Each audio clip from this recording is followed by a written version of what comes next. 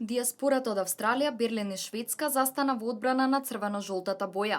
Десетици луѓе од Сиднеј изразија поддршка на иницијативата за заедничка Македонија и порачаа дека иако се оддалечени 20.000 километри од нивната родна земја, будно ја следат политичката ситуација и се длабоко загрижени за незината иднина.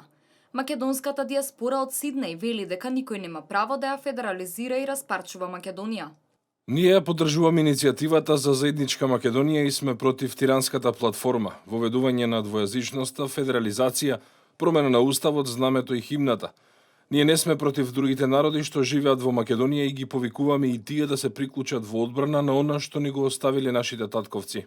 Македонското знаме се развиори во Берлин, откаде повикаа на смирување на тензиите и зачувување на унитарноста на Македонија. Македонците во Германија, како нераскинлив дел од македонскиот народ, преку мирниот протест изразуваат загриженост за унитарноста и државноста на Македонија, за името на државата и идентитетот на нацијата.